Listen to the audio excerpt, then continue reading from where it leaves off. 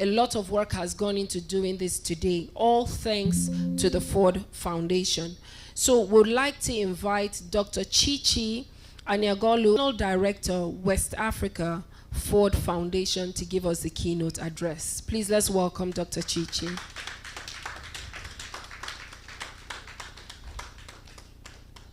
We can clap more than that, I'm sure. Thank you.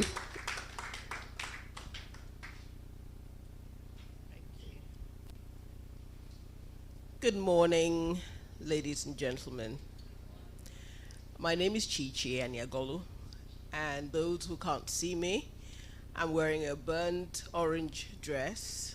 My complexion is burnt clay. I wear glasses, and I am 5'6". Thank you very much for inviting me, distinguished guests, colleagues, advocates, creatives, partners in justice, and friends. It is a true pleasure and a profound honor to join you for this inaugural edition of the What Next Learning Series. My sincere appreciation goes to the Center for Inclusive Development at the Yaradua Foundation, creating this visionary space that brings together storytellers, poetry, research, music, and movement building. It reflects a deep understanding that social change flourishes when truth is expressed in multiple forms. That when we gather across sectors, speak truth in multiple forms, social change becomes not just possible, but inevitable. Today's theme, Beyond Checkboxes, is not only timely, it is profoundly necessary. For far too long, disability inclusion, like Vivian said, has been treated as a compliance issue. A checkbox on a form, a line item in a project design, something to acknowledge but not fully embrace. Traditional approaches to disability advocacy, while achieving important gains in legal recognition and basic access, often operate within a single axis framework. This framework tends to treat the disability community as a homogeneous entity, overlooking the compound layers of discrimination faced by individuals with multiple marginalized identities. Specifically, women with disability navigate systems of both ableism and sexism, resulting in unique vulnerabilities such as disproportionately higher rates of violence, poverty, and exclusion from sexual and reproductive health services. The consequences are visible everywhere. Symbolic representation instead of real leadership, policies that remain on paper, chronic underfunding, and the erosion of lived experiences, particularly for women and girls with disabilities who sit at the intersection of gender, disability, and poverty. Checkbox inclusion is a trap. It gives visibility without power, presence without influence, and acknowledgement without justice. It is a continual and systemic denial of rights. The world we want to build demands much more. It demands that we rethink how we see disability, how we resource inclusion, and how we partner with persons with disabilities as co-architects of justice. If we want a different future, then we must move beyond tokenism, beyond minimal compliance, beyond the polite illusion of inclusion. We must confront the systems that create, perpetuate, and sustain exclusion. The limitations of a checkbox approach, superficial compliance with basic accommodation laws, call for a more robust and transformative strategy. This conversation sits at the heart of our work at the Ford Foundation in West Africa. Our priorities, gender justice, civic participation, and expanding opportunities for historically marginalized communities are deeply intertwined with disability rights. When we speak about bodily autonomy, economic justice, violence prevention, and movement strengthening, persons with disabilities must be included. This is why gatherings like today matter. The gender movement, particularly Black feminism, introduced the theory of intersectionality to explain how various forms of inequality, race, class, gender, operate in tandem to shape individuals' experiences. Applying this framework to disability means recognizing that a woman with disabilities is not just a disabled person and a woman, she's also an individual whose experiences of discrimination are qualitatively different from those of non-disabled women or disabled men. A beyond checkboxes strategy demands that advocacy, research, and policy development acknowledge these overlapping identities. By viewing disability through an intersectional lens, the movement can move past generic solutions that fail to address the specific needs arising from the convergence of gender and disability discrimination. This allows for a nuanced understanding of power dynamics and systemic barriers, which is essential for effective advocacy.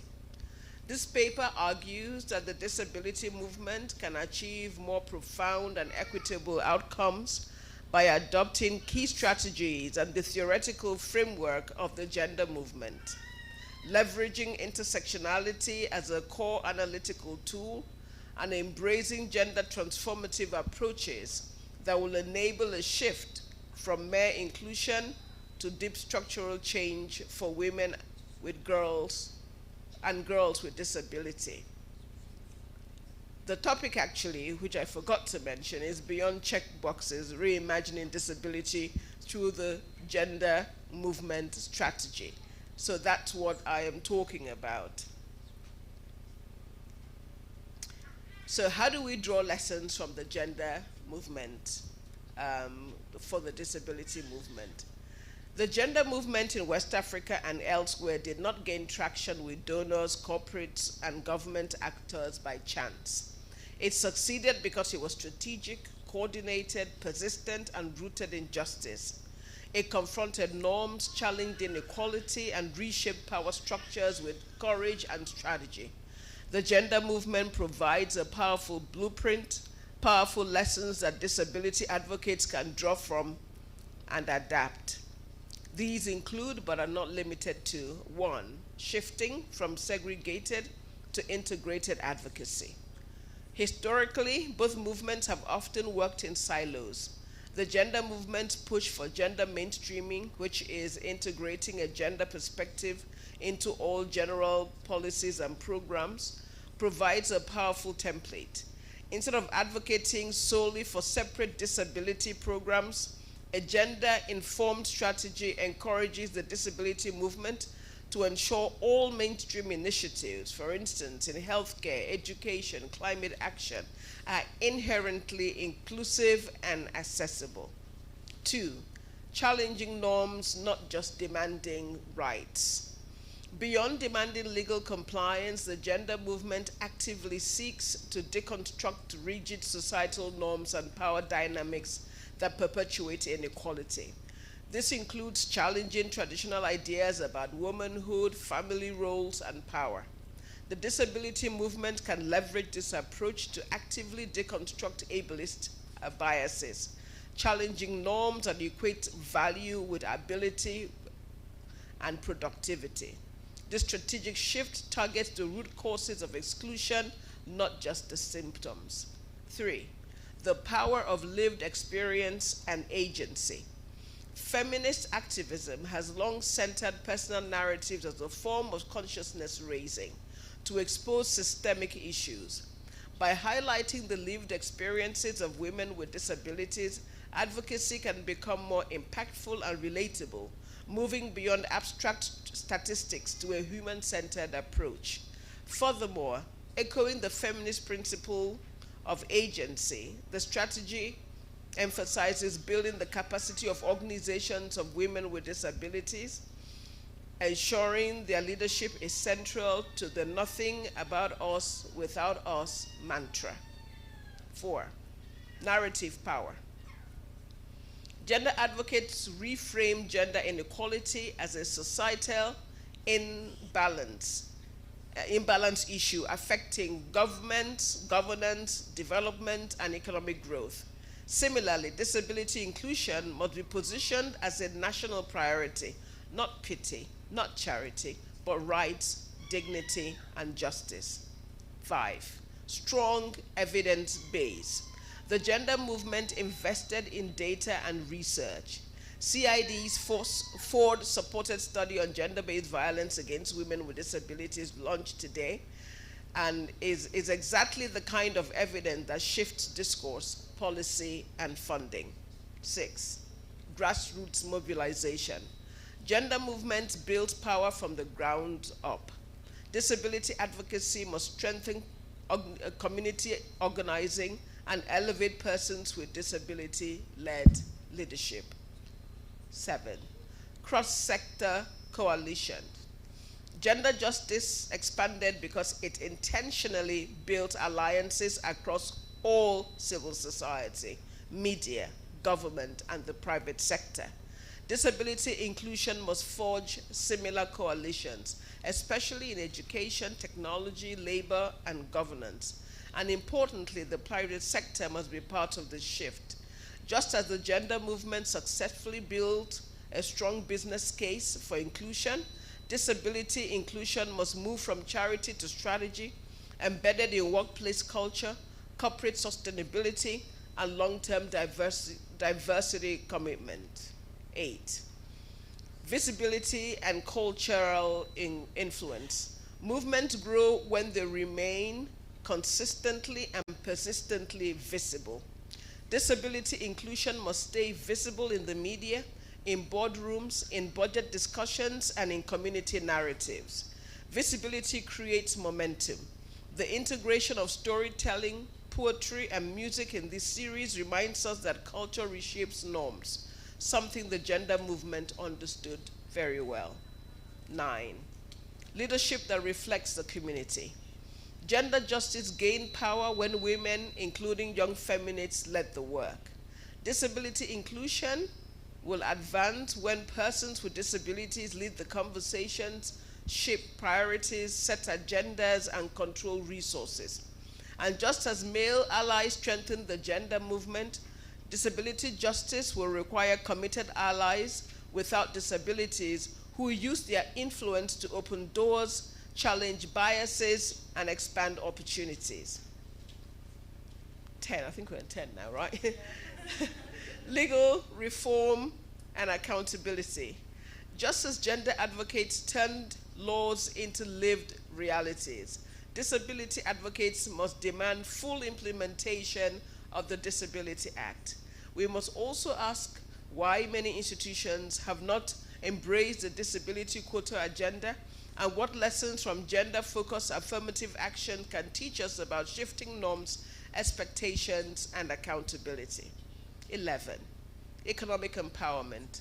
Gender campaigns open paths to financial independence. Disability advocacy must push for accessible workplaces, entrepreneurship opportunities, and support and financial equity. 12? 11? 12. Donor engagement and long-term funding. Flexible, sustained support helped the gender movement grow. Disability justice requires investment in system change, not short-term symbolic projects. So if we're serious about moving beyond checkboxes, 3 shifts are essential. From presence to power. Inclusion is not just about being invited into the room. It is having the authority to influence decisions, shape agendas, and determine outcomes. 2, from symbolic gestures to meaningful investment. Resources matter. If disability inclusion isn't reflected in budgets, it is not a priority. And 3, from traditional narrative to transformative storytelling. Norms change when stories change. Culture is one of the most powerful tools we have. Culture is where social attitudes are reshaped. And like every movement, disability advocates must also confront its own potential blind spots, whether around gender, class, rural access, or less visible disabilities, just as the feminist movements have had to evolve in its own understanding of race, class, and sexuality. The Ford-supported CID study on gender-based violence against women with disabilities being unveiled today is yet another wake-up call, a reminder that exclusion has real consequences: physical, emotional, economic, and social. The research exposes systemic failures, highlights urgent gaps, and offers a roadmap for reform that government, philanthropy, corporate actors, and civil society must not ignore. But the study also reminds us of something equally powerful. Across Nigeria, women with disabilities are already doing the work. They are advocating, organizing, innovating, and leading. They are not passive recipients of support. They are active creators of solution. Our systems must rise, stand with them, resource them, and follow their leadership. And as we tick boxes, and if we must tick boxes at all, then let them be the ones that shift power, expand dignity, and move us closer to justice. The boxes that mark the foundations of a movement worthy of the future. Build diverse coalitions across gender justice, youth movements, creatives, academia, private sector, and persons with disability-led groups. Reframe narratives from charity to rights, from accessibility to power. Demand long-term flexible funding for disability-led movements. Invest in leadership development for young people and women with disabilities. Harness storytelling, culture, and digital media to shift societal norms. Ground all advocacy in data, evidence, and lived experiences. My hope is that this inaugural edition opens a new chapter, where disability rights and gender justice movements collaborate more intentionally, where evidence informs policy, and where inclusion is systemic, not symbolic. The gender movement reminds us that transformative change is possible when we insist on it, boldly, consistently, and together. We must continue to dare and to reimagine what inclusion truly means. Thank you for inviting me. Thank you for the work that you're doing. And thank you for believing in a Nigeria where everyone can thrive. Your creativity and courage have opened a pathway for bold action. It is my sincere wish that we all live here with renewed clarity, energy, and commitment to building a Nigeria that we all can be proud of. Thank you.